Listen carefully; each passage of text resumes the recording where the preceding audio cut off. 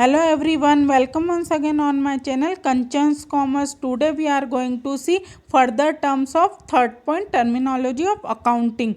We will see only 10 terms in this video from 21 to 30. Let's move towards further terms. 21 gain मतलब लाभ। जब business में हम किसी चीज़ को लाभ कमाने के लिए बेचते हैं, जैसे 50,000 की वस्तु को थिंग को हमने 60,000 रुपये में बेचा तो 10,000 रुपये हमारा लाभ होगा, मतलब गेन होगा। 22 कॉस्ट मतलब लागत। बिजनेसमैन जब अपने बिजनेस में बेचने के लिए कोई गुड्स लाता है तो उस गुड्स की वैल्यू को मतलब मूल्य को कॉस्ट कहते हैं, मतलब लागत कहते हैं। 23 डिस्काउंट। जब बिजनेसमैन अपने कस्टमर्स को मतलब ग्राहकों को कोई रियायत देता है तो उस रियायत को डिस्काउंट कहते हैं, मतलब छूट कहते हैं। अब डिस्काउंट दो तरह के होते हैं, मतलब दो टाइप के होते हैं। First trade discount, second cash discount. Trade discount का मतलब हिंदी में व्यापारिक पट्टा या फिर व्यापारिक छूट भी कह सकते हैं, और कैश डिस्काउंट का मतलब नगद बट्टा या फिर नगद छूट भी कह सकते हैं। अब इन दोनों डिस्काउंट में हमें नीचे डिफरेंस दिया हुआ है, अंतर दिया हुआ है। फर्स्ट पॉइंट ऑब्जेक्टिव मतलब उद्देश्य, क्या उद्देश्य है क्या ऑब्जेक्टिव है इन दोनों डिस्काउंट का। तो सबसे पहले पॉइंट पे इन्होंने कहा this discount is called to increase sales. Trade discount जो है वो सेल्स को बढ़ाने के लिए दिया जाता है। कहने का मतलब है एक व्यापारी दूसरे व्यापारी को, मतलब एक बिजनेसमैन दूसरे बिजनेसमैन को सेल्स बढ़ाने के लिए ये ट्रेड डिस्काउंट देता है। This discount is allowed to motivate the customer to pay early. अब कैश डिस्काउंट बिजनेसमैन अपने कस्टमर्स को मतलब ग्राहकों को देता है ताकि वो जल्दी कैश पेमेंट करें। सेकेंड पॉइंट टाइम मतलब समय। अब ट्रेड डिस्काउंट में this is allowed at the time of sale और purchase according to business policies. Trade discount एक बिजनेसमैन दूसरे बिजनेसमैन को देता है, मतलब दो बिजनेसमैन जब एक दूसरे से गुड्स परचेज या सेल करते हैं तब बिजनेस पॉलिसीज को देखते हुए ट्रेड डिस्काउंट को दिया जाता है।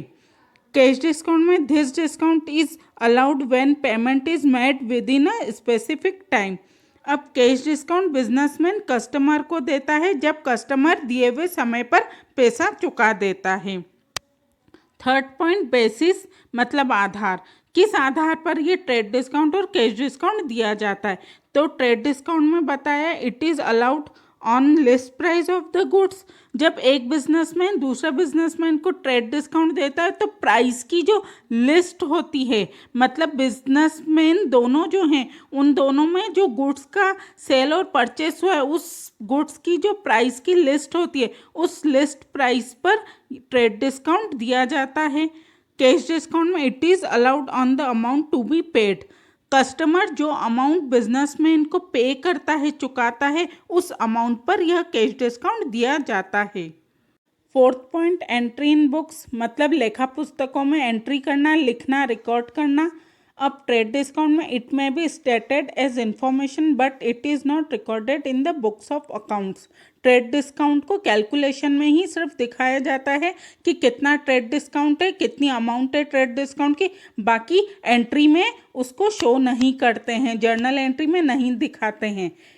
कैश डिस्काउंट में it is recorded in the books of accounts. Cash discount को कैलकुलेशन में भी दिखाते हैं कि कितनी अमाउंट है कैश डिस्काउंट की और फिर जर्नल एंट्री में भी उसको शो करते हैं। Fifth point entry in invoice.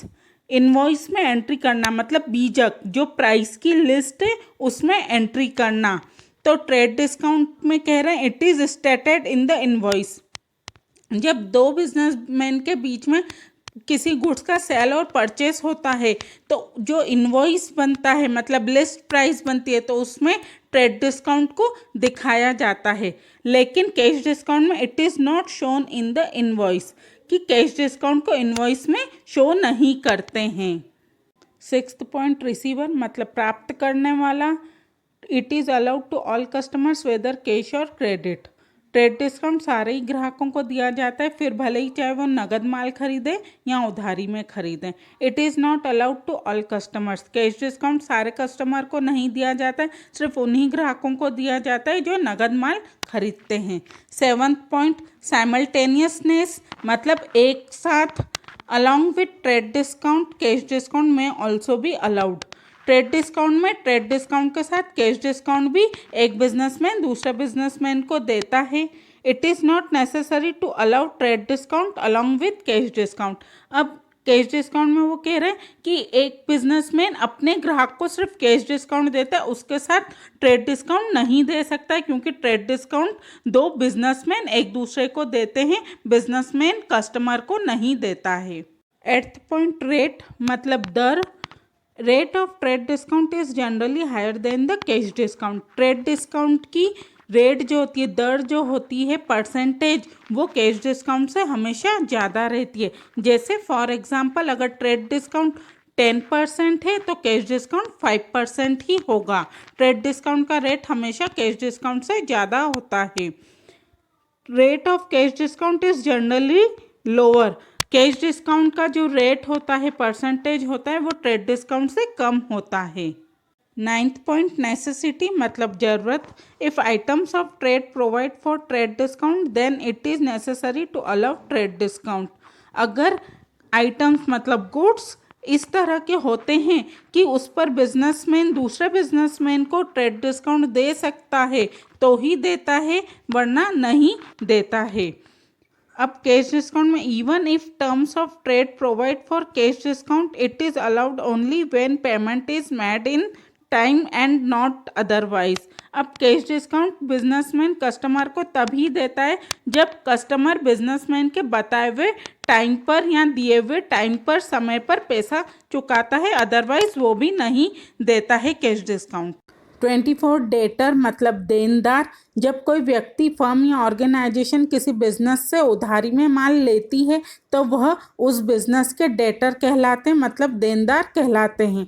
25 creditor मतलब लेनदार।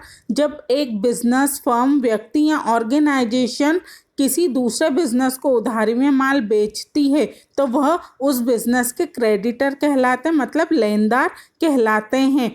26 रिसीवेबल्स मतलब प्राप्तियाँ। बिजनेस में जितना भी साल भर में पैसा प्राप्त होता है, कैश रिसिप्ट होता है, वो रिसीवेबल्स कहलाता है, मतलब प्राप्तियाँ कहलाता है। 27 पेबल्स मतलब देता है, यानी कितना पैसा चुकाया है। बिजनेस में साल भर में जितना पैसा चुकाया जाता है, मतलब जितना भी कैश चुकाया जाता है, पे किया जाता है, वो पेबल्स कहलाता है। 28 डेफर्ड रेवेन्यू एक्सपेंडिचर मतलब अस्थगित आगम व्यय। बिजनेस में कुछ ऐसे बड़े खर्चे साल भर में एक बार किए जाते हैं जिनका प्रॉफिट कई सालों तक मिलता है, तो ऐसे खर्चों को डेफर्ड रेवेन्यू एक्सपेंडिचर कहते हैं। 29 एंट्री मतलब प्रविष्टि। जब बिजनेस में होने वाले ट्रांजैक्शन मतलब व्यवहारों को बुक्स ऑफ अकाउंट्स मतलब लेखा पुस्तकों में लिख लिया जाता है, रिकॉर्ड कर लिया जाता है, तो उसे एंट्री कहते हैं, मतलब प्रविष्टि कहते हैं। 30 टर्नओवर मतलब कुल बिक्री। बिजनेस में साल भर में होने वाली टोटल सेल्स, कुल बिक्री को टर्नओवर कहते हैं, मतलब कुल बिक्री कहते हैं। स्टूडेंट्स, आई होप आज मैंने ये जो 10 पॉइंट मतलब टर्म्स आपको इस वीडियो में समझाएं वो आपको समझ में आ गए होंगे। आगे के टर्म्स के साथ मैं नेक्स्ट वीडियो में मिलूंगी। Like, share and subscribe my channel. Thank you.